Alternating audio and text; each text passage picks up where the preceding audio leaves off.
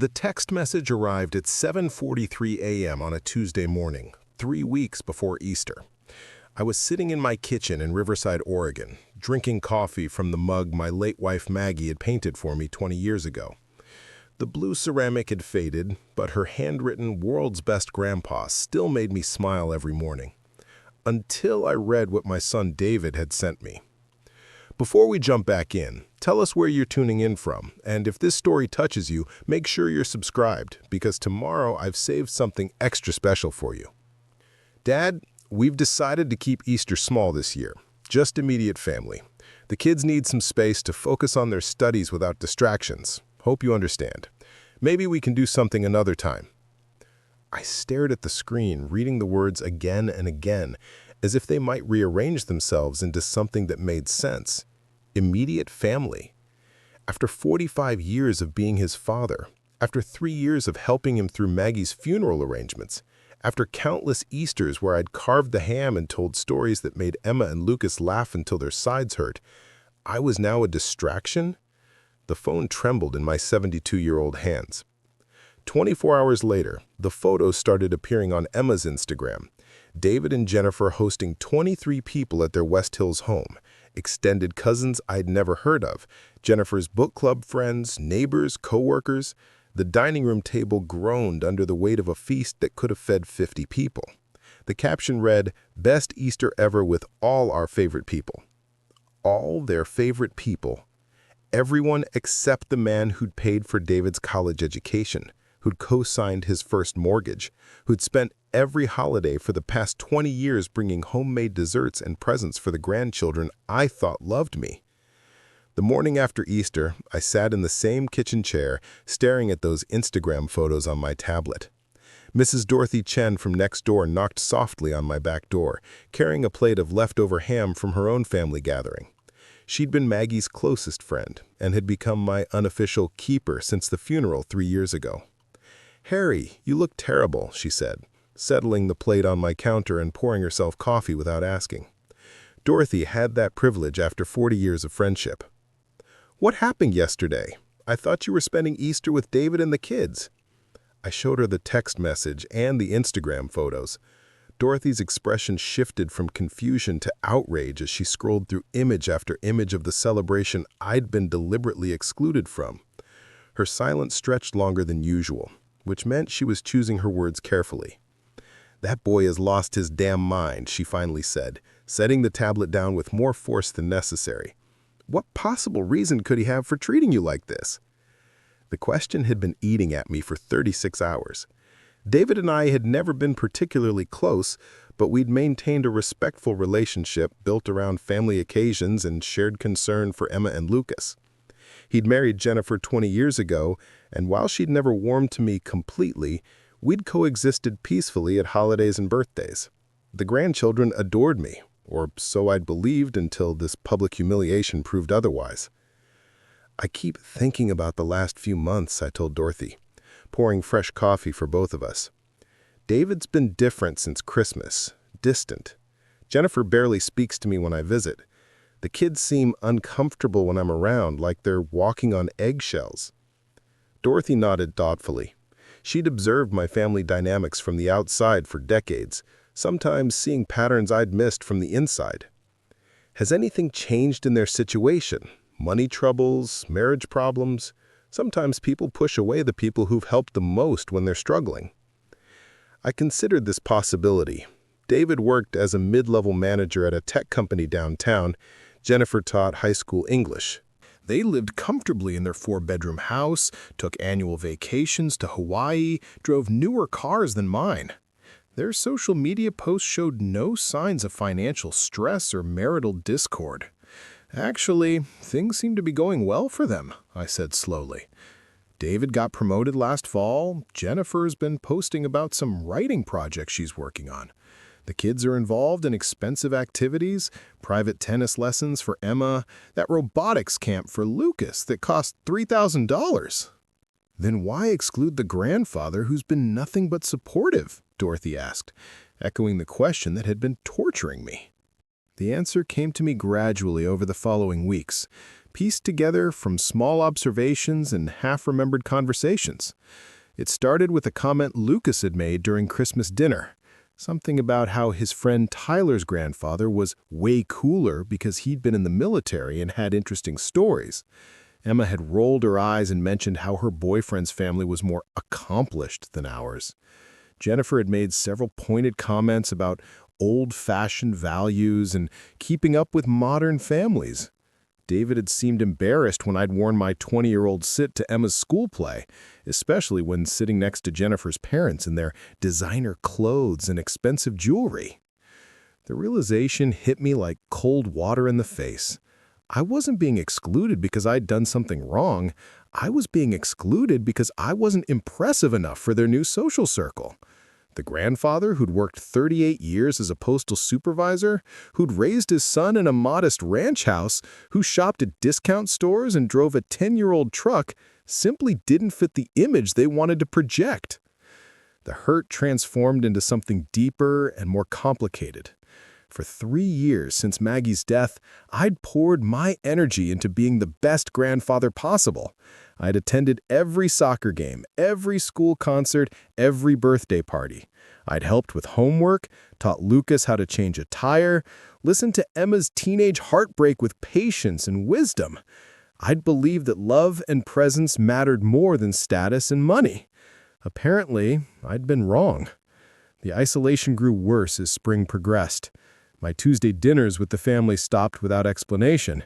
Emma's graduation party invitation never arrived, though I saw photos of the celebration on Facebook.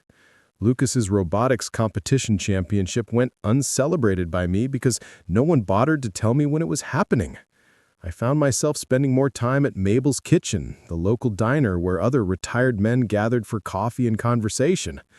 The routine gave me somewhere to go, people to talk to, a reason to shower and dress each morning. But even surrounded by friendly faces, I felt fundamentally alone in a way I hadn't experienced since Maggie's funeral. One particular morning in late April, as I sat reading the Riverside Gazette and nursing my third cup of coffee, a conversation at the next table caught my attention. 2 women were discussing a television show about family secrets and DNA testing. Can you imagine finding out after 70 years that your whole family history was wrong? One woman said. That poor man discovered his father wasn't really his father, and suddenly everything made sense about why he'd never felt like he belonged. The DNA test changed everything for him, finally had proof of what he'd suspected his whole life. DNA test. The words echoed in my mind as I drove home through Riverside's quiet streets. For the first time in months, I felt a spark of curiosity instead of just resignation. What if there was more to my family's story than I knew? What if the answers I sought weren't in the present, but buried in the past? That evening, I found myself researching DNA testing services online. The science fascinated me, the idea that saliva in a small tube could unlock decades of family mysteries. Preparing and narrating this story took us a lot of time, so if you are enjoying it, subscribe to our channel. It means a lot to us. Now back to the story. But more than scientific curiosity, I felt drawn to the possibility of understanding something fundamental about my identity, about why I'd always felt slightly disconnected from the family I'd devoted my life to supporting. The decision crystallized over the following week. If David and Jennifer wanted to treat me like a stranger, perhaps it was time to discover if there were stranger truths about our family than any of us had ever suspected. Perhaps the DNA test would provide answers, or perhaps it would simply give me something productive to focus on, besides the growing distance between my son and me. Either way, it felt like the first proactive step I'd taken since reading that devastating Easter text message.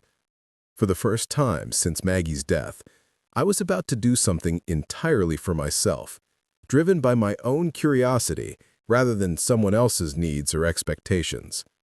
The testing kit arrived 3 days later in a plain brown package, small and unremarkable on the outside, but potentially life-changing on the inside.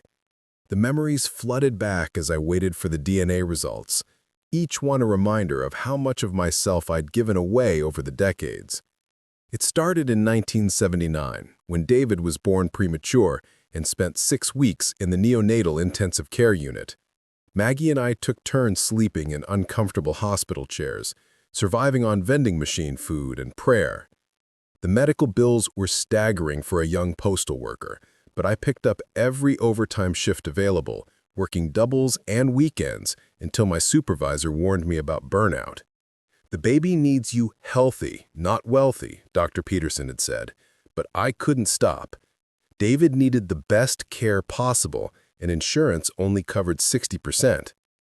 I sold my prized baseball card collection, including the 1952 Mickey Mantle rookie card I'd treasured since childhood. The card alone paid for 2 weeks of specialized care. I never told Maggie about selling it. She would have felt guilty, and guilt wouldn't help our son breathe on his own. The pattern continued through David's childhood. When he showed interest in Little League, I bought the most expensive glove money could buy, even though it meant eating generic cereal for 3 months. When he wanted guitar lessons, I worked Christmas Eve and New Year's Day to afford the acoustic guitar he'd seen in the music store window. Every sacrifice felt natural, necessary, what any devoted father would do. High school brought bigger expenses and bigger sacrifices. David developed a passion for drama, earning leading roles in school productions. The costumes alone cost hundreds of dollars, but seeing his face light up on stage made every extra hour of work worthwhile. When he decided he wanted to attend acting camp in California the summer before senior year, I cashed out my small retirement fund early, paying penalties I couldn't afford for an experience I hoped would shape his future. The camp was a disaster. David came home after 2 weeks, homesick and disillusioned with professional theater. The $3,000 might as well have been burned, but I never showed disappointment. Instead, I encouraged him to explore other interests, to find his true calling. The retirement fund could be rebuilt. His confidence was more fragile. College presented the biggest financial challenge. David's grades were solid, but not scholarship material. In-state tuition at the University of Oregon was manageable, but David had his heart set on a private liberal arts college in California that cost 4 times as much. Maggie and I discussed it for weeks, running calculations that never quite worked out in our favor. "He'll only be young once," Maggie had said, sitting at our kitchen table with financial aid brochures spread between us like battle plans. "We can make it work somehow." Somehow meant taking a second mortgage on our house. It meant Maggie returning to work as a substitute teacher after 15 years of staying home. It meant I started driving for a local delivery company every evening after my postal route, coming home at 10 o'clock exhausted but determined. We converted our garage into a rental studio apartment, living with strangers in our backyard for 4 years to help cover the payments. David thrived at college, changing his major 3 times before settling on business administration. Each semester brought new expenses, fraternity dues, spring break trips, study abroad programs that broadened his horizons while emptying our savings account. I attended his graduation ceremony in a borrowed suit, my postal uniform shirt visible underneath the too large jacket, but my pride was unlimited as he walked across that stage. The wedding preparations began 2 years later when David announced his engagement to Jennifer. She was beautiful, intelligent, and came from a family that owns successful real estate businesses throughout Portland. Her parents were lovely people who welcomed David warmly, but I felt acutely aware of the financial disparity between our families at every pre-wedding gathering. Jennifer's mother casually mentioned venue options that cost more than I made in 6 months. Her father talked about wedding gifts that exceeded my annual salary. They never made me feel inferior deliberately, but the difference in our circumstances was impossible to ignore. When they offered to pay for the entire wedding, I insisted on contributing equally, despite knowing it would require borrowing against my pension. The wedding was magnificent. 300 guests, live band, flowers flown in from Ecuador, a photographer who'd shot celebrity weddings. Jennifer looked radiant, David looked happy, and I looked overwhelmed by the debt I'd accumulated to maintain my dignity as father of the groom. The reception dinner alone cost more than Maggie and I had spent on our entire wedding 30 years earlier, but seeing David's joy made every financial stress worthwhile. He'd found love with a wonderful woman from a successful family. His future looked brighter than anything I could have provided through my modest postal career. The sacrifices had led to this moment of pure happiness, and that felt like success. The grandchildren arrived within 3 years, Emma first, then Lucas. I threw myself into grandfatherhood with the same devotion I'd shown as a father. Baby furniture, college savings accounts, birthday parties that rivaled professional events.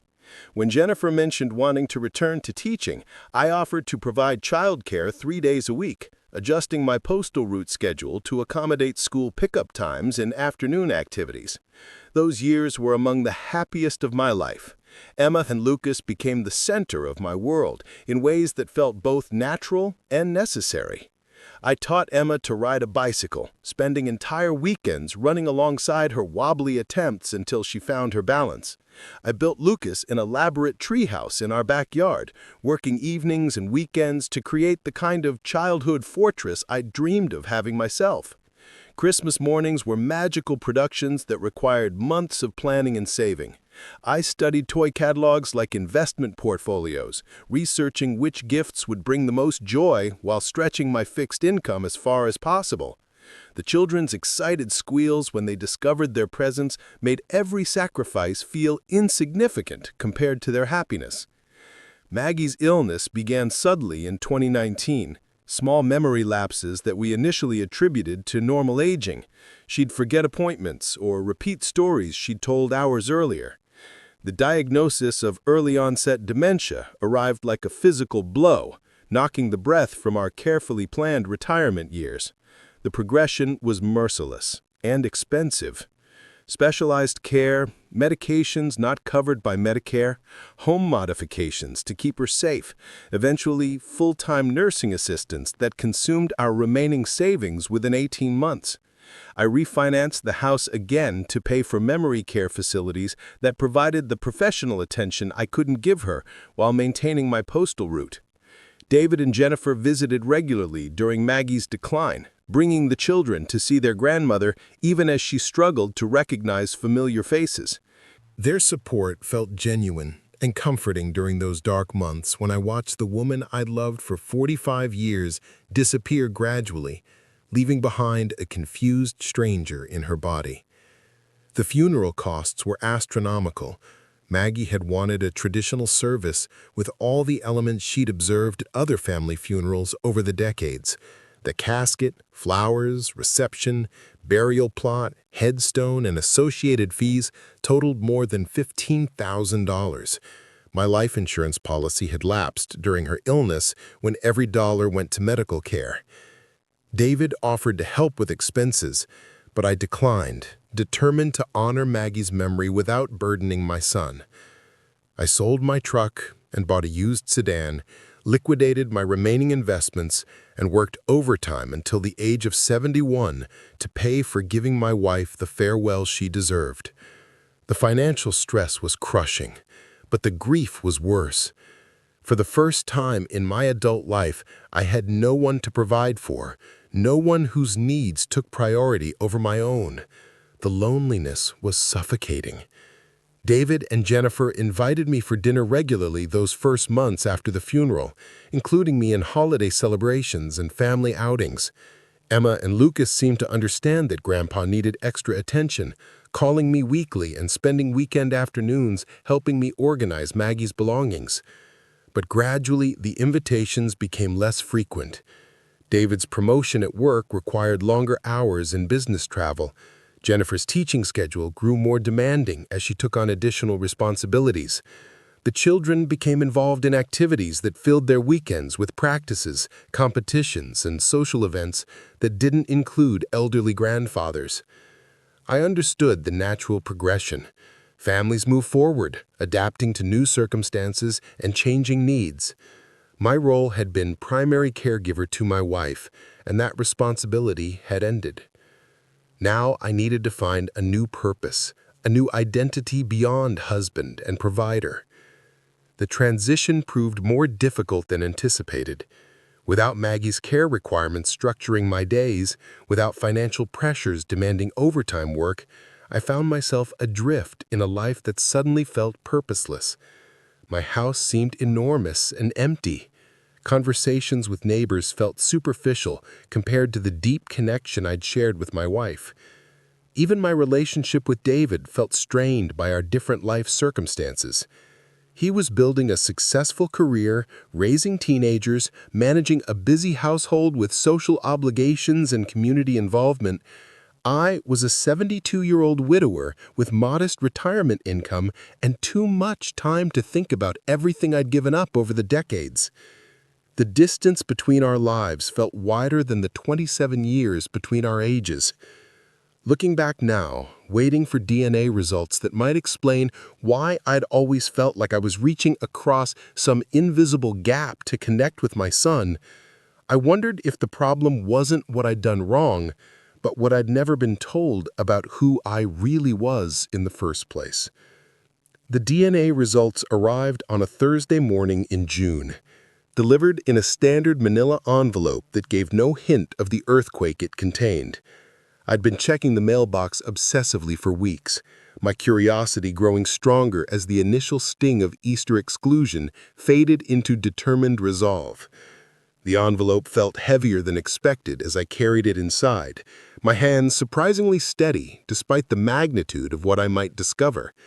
I made coffee first, following the same morning ritual that had anchored my days since Maggie's death. The blue ceramic mug, the 2 spoonfuls of sugar, the splash of cream that turned the dark liquid the exact shade she'd preferred.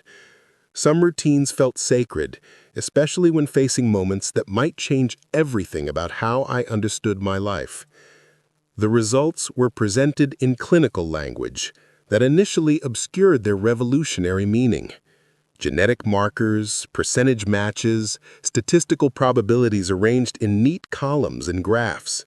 I read through the preliminary information twice before reaching the section that would either confirm my family connections or shatter them entirely. Paternal match probability, 2.3%. I stared at those numbers, my coffee growing cold as their implications crystallized. David Mitchell was not my biological son. The child I'd raised for 45 years, the young man I'd sacrificed everything to support through school and career and marriage, shared virtually no genetic material with me. The boy whose premature birth had driven me to work triple shifts, whose college education had required mortgaging our house twice, whose wedding had consumed my pension savings, was genetically a stranger. The discovery felt surreal, like finding out the foundation of my house had been built on sand. Every memory of David's childhood suddenly required re-examination through this new lens.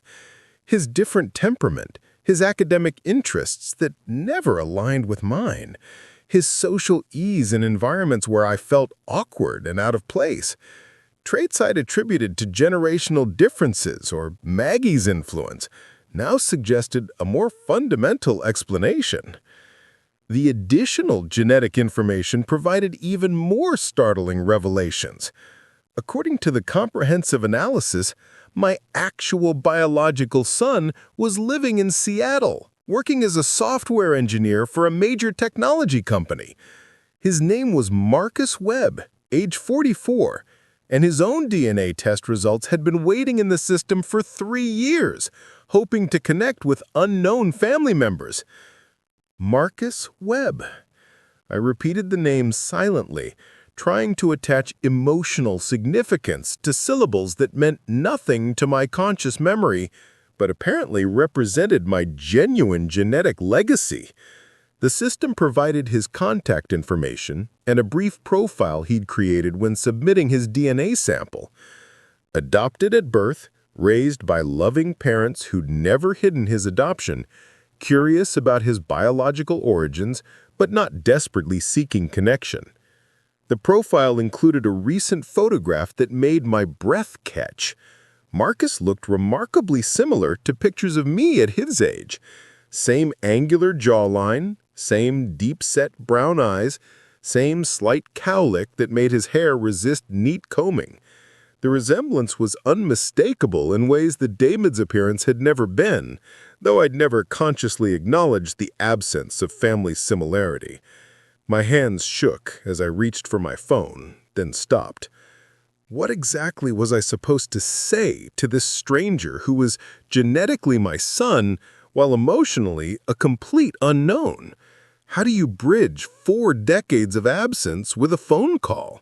More importantly, what did this revelation mean for my relationship with David, the young man who'd been my son in every way except biological reality? The immediate urge was to call David, to demand explanations about what Maggie had known and when she'd known it. But fury mixed with something resembling relief as I considered the implications.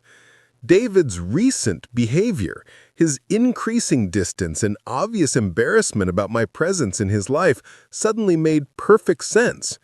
Perhaps some unconscious awareness of our lack of biological connection had influenced his treatment of me, creating the emotional distance I'd been unable to understand or bridge. Instead of calling anyone, I spent the rest of the morning researching everything I could find about Marcus Webb online. His professional profile showed impressive achievements in software development, multiple patents, recognition from industry organizations. His personal social media revealed a man who enjoyed hiking, photography, and woodworking. He was married to someone named Claire, no children yet, living in a modest craftsman house in a Seattle neighborhood that looked comfortable without being ostentatious. The more I learned about Marcus, the more I recognized shared interests and values that had never existed between David and me. Marcus volunteered at a literacy program, teaching computer skills to seniors. He restored vintage furniture as a hobby, the same kind of meticulous handwork I'd always enjoyed.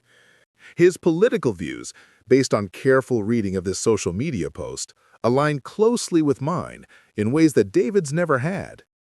By afternoon, I'd constructed a mental picture of the son I'd never known, the child who'd been given up for adoption, while I raised someone else's biological offspring as my own. The injustice felt staggering, not because David was unworthy of love, but because I'd been denied the opportunity to know my actual biological son while pouring decades of devotion into someone who'd never felt genuine connection to me. The revelation explains so much about my marriage that I'd never understood.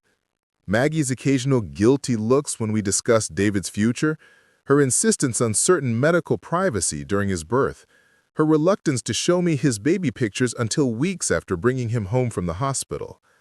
She'd been protecting a secret that would have destroyed our marriage if revealed at the wrong time, carrying the burden of deception while watching me love another man's child as my own. I felt simultaneously betrayed and understanding. In 1979, unwed pregnancy carried social stigma that could ruin a young woman's reputation and future prospects. If Maggie had been involved with someone else during a brief separation early in our relationship, giving birth to his child while hoping to preserve our marriage, the decision to let me believe David was mine might have felt like the only viable option. The phone rang around 4 o'clock, David's name appearing on the caller display. For a moment I considered not answering, unsure whether I could have a normal conversation while processing such monumental revelations about our relationship. But curiosity won, along with a strange desire to hear his voice through the filter of this new knowledge. "Hi, Dad. How you feeling today?" His tone was casually concerned, the kind of obligatory check-in call that adult children make to elderly parents.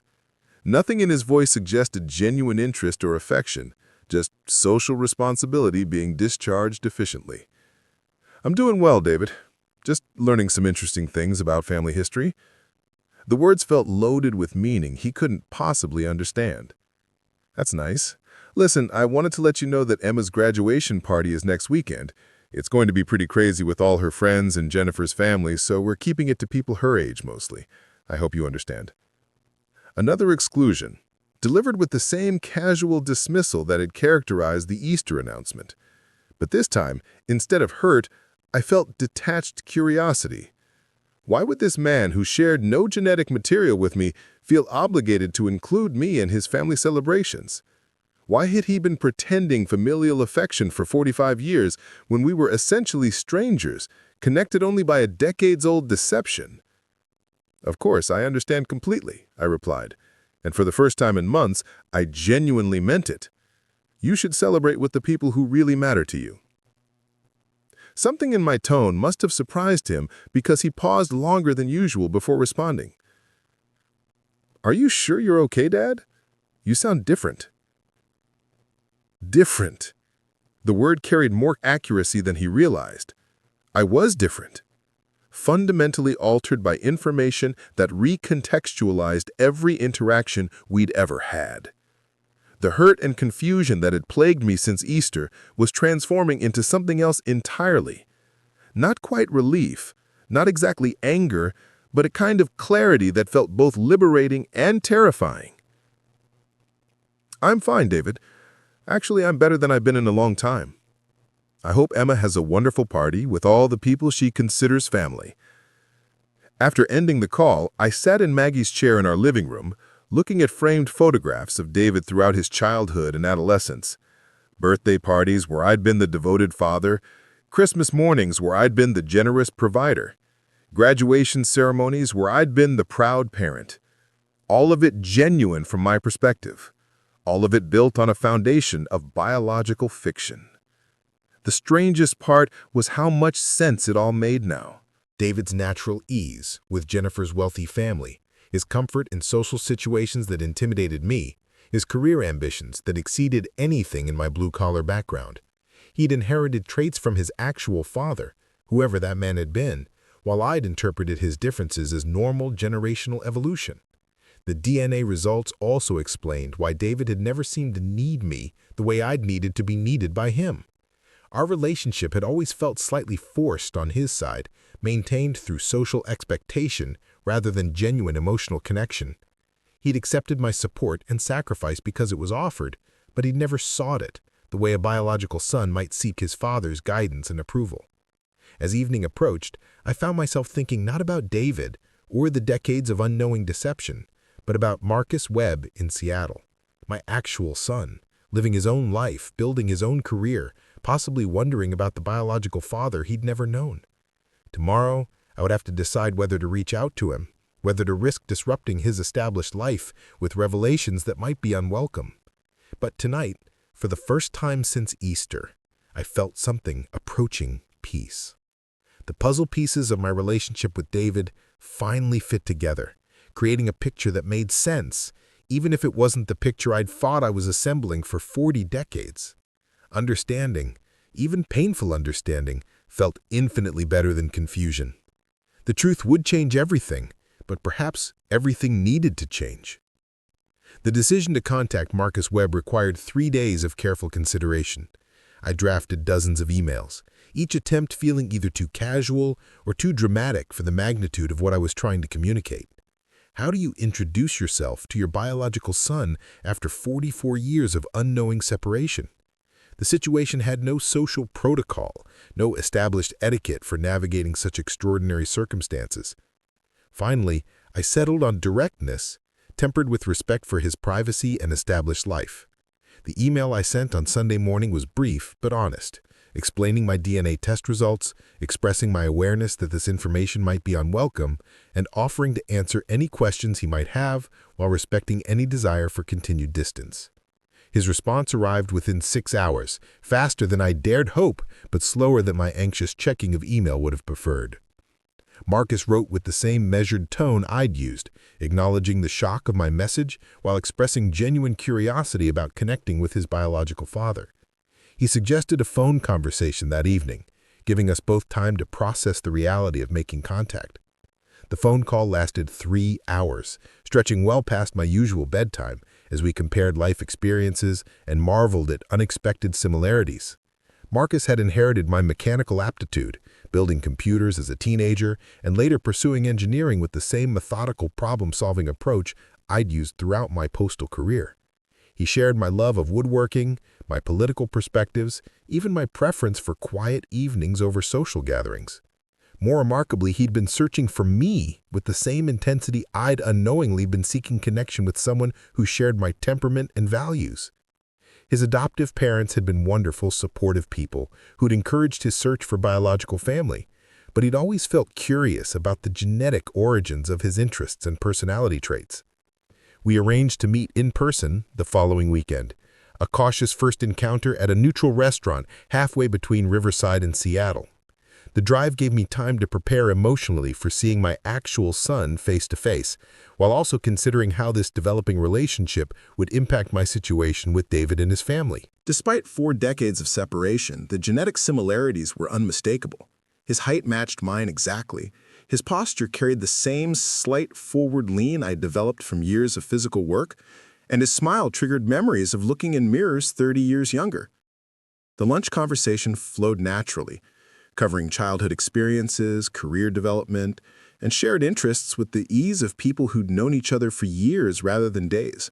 Marcus spoke about his adoptive parents with genuine love and gratitude, making it clear that reaching out to me wasn't about replacing relationships, but about completing missing pieces of his personal puzzle. He showed me photos of his wife Claire, a warm-faced woman who worked as a veterinary technician, and shared his love of hiking and outdoor photography. Their home looked comfortable and welcoming in ways that reminded me of the modest contentment Maggie and I had built together before financial pressures and family obligations complicated our lives. The conversation eventually turned to my situation with David, the decades of unknowing deception, and the recent exclusions that had prompted my DNA testing. Marcus listened with the analytical attention I recognized in my own approach to complex problems, asking thoughtful questions and offering perspectives that felt both objective and supportive. "It sounds like you gave him everything a father could give," Marcus said carefully. "The fact that you weren't biologically related doesn't diminish the value of your devotion or the legitimacy of your hurt when he pushed you away." His validation meant more than I'd expected. Here was my actual biological son, acknowledging that my pain was justified while avoiding criticism of the young man who'd been raised in his place. The maturity and emotional intelligence he displayed convinced me that I'd missed out on knowing someone truly special, while also confirming that David's treatment of me had been unnecessarily cruel regardless of our genetic connection. We agreed to maintain regular contact, with Marcus expressing genuine interest in learning about his biological family history and developing whatever relationship felt natural between us. The relief of finally connecting with someone who shared my temperament and values was overwhelming in the best possible way. Driving home from that first meeting, I felt energized in ways I hadn't experienced since before Maggie's illness. For 72 years, I'd struggled to understand why I felt slightly disconnected from the people I loved most.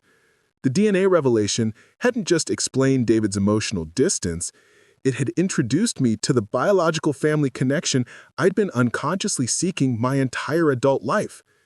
But the developing relationship with Marcus also crystallized my resolve regarding David's treatment of me. The contrast between my actual son's immediate warmth and respect versus David's increasing coldness and exclusion became stark and unacceptable. If David wanted to treat me like a stranger, perhaps it was time to behave like one. The plan formed gradually over the following weeks as Marcus and I exchanged daily emails and weekly phone calls. I shared family photographs and stories about his biological grandparents, people he'd never known but whose traits he'd inherited. He sent pictures of woodworking projects that displayed the same attention to detail I'd always applied to home repairs and craftwork. More significantly, I began researching the legal implications of my situation. 45 years of financial support based on fraudulent paternity claims created interesting questions about asset recovery and estate planning. David had benefited from approximately $200,000 in direct financial support throughout his life, not including the opportunity costs of my foregone retirement savings and career advancement. Robert Kellerman's law office occupied the ground floor of a restored Victorian house downtown, the kind of established practice that suggested competence without ostentation. I'd made the appointment under the pretense of updating my will, which was technically accurate, even if incomplete regarding my actual intentions. Kellerman himself was a man in his early 60s, with the careful manner of someone accustomed to handling sensitive family matters. His initial questions about estate planning were routine, until I explained the DNA discovery and its implications for my relationship with the son I'd supported financially for decades. "This is certainly unusual," Kellerman acknowledged, reviewing the documentation I'd brought. "The legal precedent for recovering financial support provided under mistaken paternity is complex and varies significantly by jurisdiction. However, your situation involves several decades of documented expenses that could potentially be recoverable under fraud statutes." The conversation lasted 2 hours as we explored various legal options. Kellerman explained that pursuing financial recovery would likely require proving that Maggie had deliberately deceived me about David's paternity, which might be difficult to establish definitively given her death 3 years earlier. However, the existence of clear documentation regarding major expenses like college tuition and wedding costs provided a foundation for potential claims. More immediately actionable was restructuring my estate planning to reflect my new family circumstances. The will I'd maintained for 20 years left everything to David, assuming he would eventually provide for my grandchildren's education and care for my legacy. The DNA discovery had eliminated both the legal obligation and emotional desire to benefit someone who'd been excluding me from his life while secretly being no blood relation at all. Kellerman drafted new estate documents that established Marcus Webb as my primary beneficiary, with specific provisions for his future children and a charitable contribution to the Riverside Community Center in Maggie's memory. David was mentioned only to explicitly exclude him from inheritance, preventing any potential legal challenges based on assumed family relationships. The process felt both vindicating and melancholy. 45 years of assuming David would inherit my modest estate, carry on family traditions, and honor my memory had been replaced by legal documents protecting assets for a son I'd known for less than a month. The emotional transition was jarring, but the practical necessity was undeniable. Meanwhile, my relationship with Marcus continued developing through regular visits and shared activities. He drove down to Riverside several weekends, helping me organize Maggie's remaining belongings and learning about his biological family history through photograph albums and document collections. His genuine interest in understanding his origins felt healing after years of David's apparent embarrassment about his background. Marcus also provided perspective on my situation that friends like Dorothy Chen couldn't offer. As someone who'd grown up knowing he was adopted, he understood both the complexity of family relationships that transcend genetics and the legitimate curiosity about biological connections. His balanced view helped me process my conflicted feelings about David without falling into complete bitterness. "You were a good father to him regardless of genetics," Marcus reminded me during one of our conversations. "His current behavior reflects his character, not the value of what you provided. But you also deserve to have your sacrifices acknowledged and your relationships be reciprocal." The validation from my biological son gave me confidence to proceed with plans that felt increasingly necessary for my emotional well-being and financial security. David's continued exclusions, including Emma's graduation party and Lucas's summer baseball championship, demonstrated that his Easter declaration about immediate family had been a permanent redefinition of our relationship rather than a temporary boundary.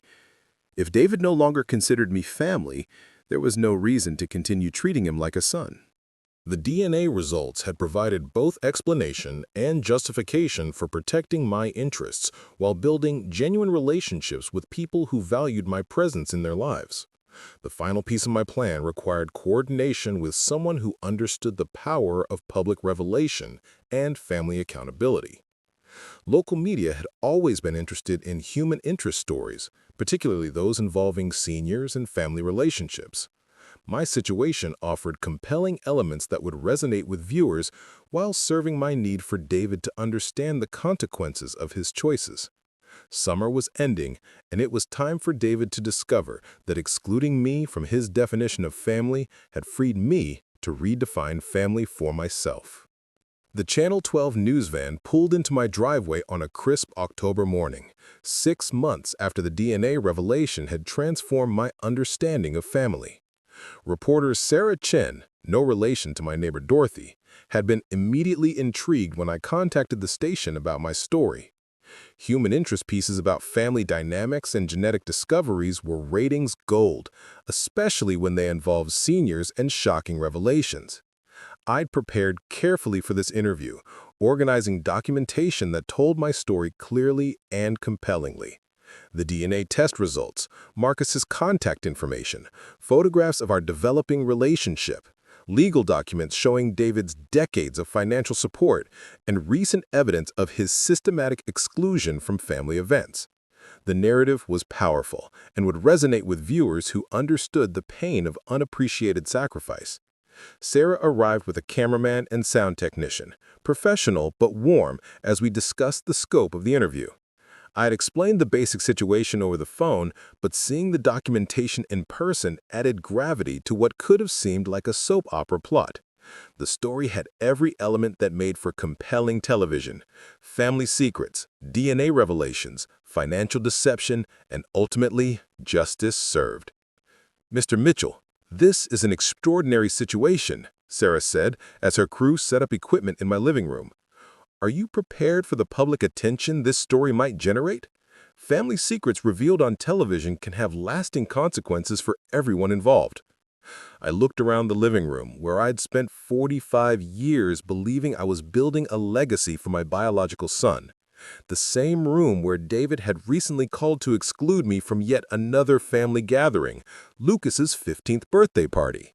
The same space where I'd entertained grandchildren who now seemed uncomfortable in my presence, influenced by parents who apparently found me embarrassing. "I'm prepared for the consequences," I replied steadily. "Sometimes the truth needs public witness to have appropriate impact." The interview began with background about my life with Maggie, my devoted parenting of David, and the financial sacrifices that had defined my adult years. Sarah was skilled at drawing out emotional details while maintaining journalistic objectivity. I described the premature birth expenses, the college costs, the wedding contributions, all provided willingly by a man who believed he was investing in his biological son's future. Then came the Easter exclusion story, the text message that had crystallized years of growing distance. Sarah's expression showed genuine sympathy as I read David's words aloud. "Immediate family only, no distractions needed." The camera captured my pain authentically, the hurt of a devoted grandfather being dismissed so casually by people he'd supported unconditionally. The DNA revelation segment required multiple takes to get right. The magnitude of discovering that David wasn't my biological son while simultaneously finding my actual son in Seattle was difficult to convey without sounding melodramatic. But the documentation spoke for itself. Genetic percentages, Marcus's profile information, and photographs showing our unmistakable family resemblance created a narrative that needed little embellishment. Marcus had driven down from Seattle to participate in the interview, wanting to support me while also sharing his perspective on our reunion. His presence added credibility to the story and demonstrated the positive outcome of my difficult decision to seek truth about my family relationships. The camera loved his articulate explanation of growing up adopted, while always wondering about biological connections. "Finding Harry has been like discovering a missing piece of myself," Marcus told Sarah with genuine emotion. "We share interests, values, and perspectives that I never had with my adoptive family, wonderful as they were. The tragedy is that he spent 45 years providing for someone else's son, while his actual biological son grew up wondering about his origins." The most powerful segment focused on the contrast between David's rejection and Marcus's embrace. Sarah interviewed us together, highlighting our natural compatibility and shared enthusiasms. Marcus brought examples of his woodworking projects that demonstrated inherited skills and aesthetic preferences that clearly came from me.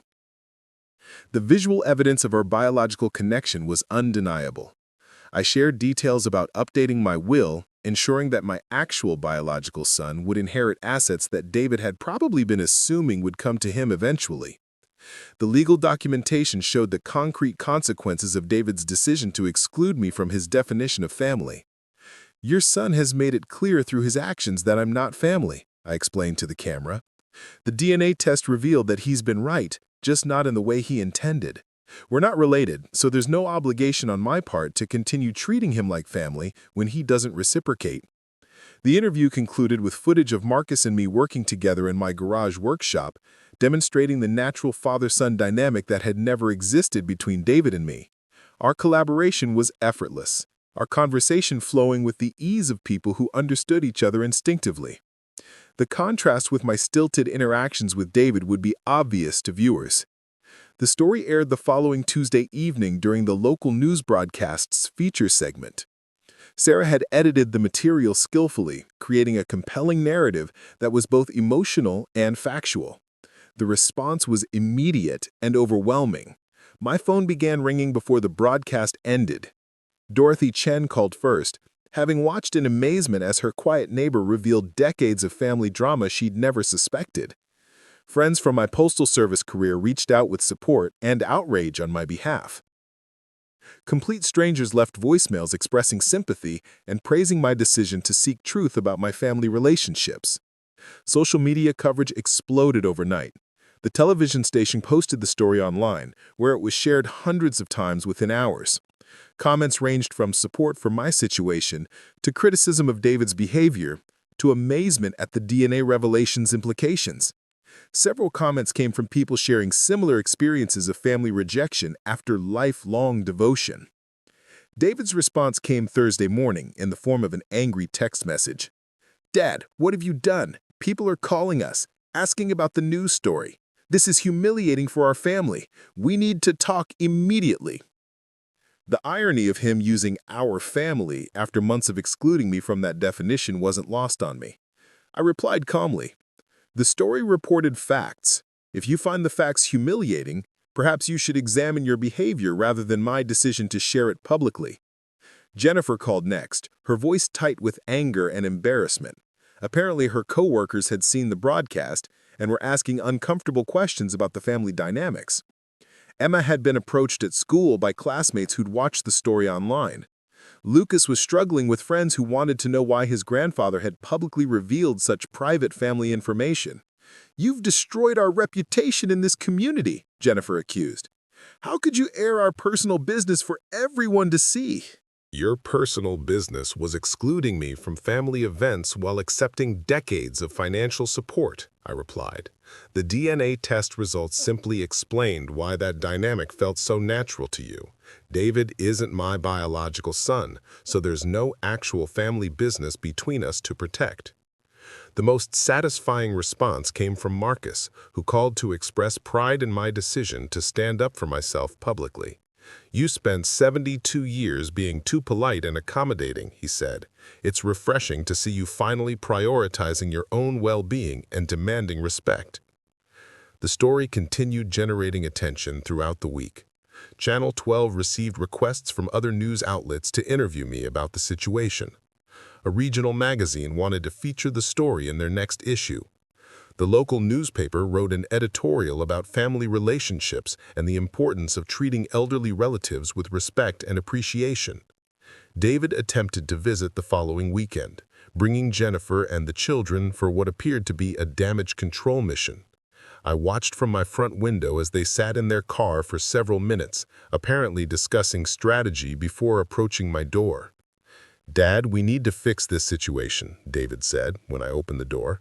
"The publicity is hurting everyone, especially the kids. Can't we work something out privately?" I looked at Emma and Lucas, noting their discomfort and embarrassment. They'd spent months treating me like an unwelcome stranger at their parents' direction. Now they were experiencing the social consequences of that decision, and it apparently felt unpleasant. "The situation is already fixed," I replied calmly. "You have the family you want, immediate members only. I have the family I want, people who actually value my presence. Everyone got what they asked for."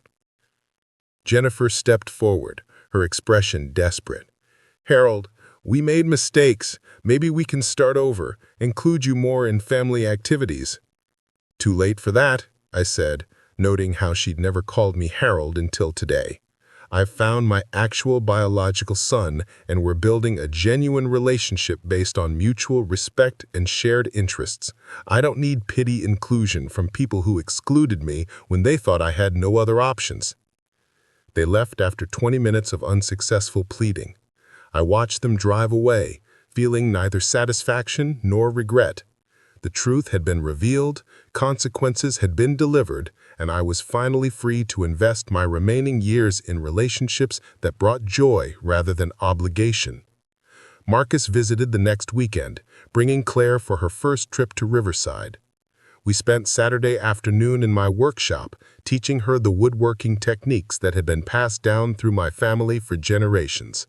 The continuity felt natural and healing in ways I'd never experienced with David's children. 6 months later, I'm healthier and happier than I've been since Maggie's death. Marcus and Claire visit monthly, and we started planning travel adventures together. My actual biological son appreciates my presence, seeks my advice, and includes me genuinely in his life plans. David occasionally sends text messages attempting to rebuild our relationship, but they feel obligatory rather than sincere. The DNA revelation destroyed any artificial family dynamic between us, leaving space for whatever authentic connection might be possible between two unrelated men who'd shared decades of mistaken identity. The truth had indeed changed everything, exactly as I'd hoped when I first decided to seek answers about my family relationships. Sometimes the most loving thing you can do is stop allowing others to take your love for granted. Up next, you've got 2 more standout stories right on your screen. If this one hit the mark, you won't want to pass these up. Just click and check them out.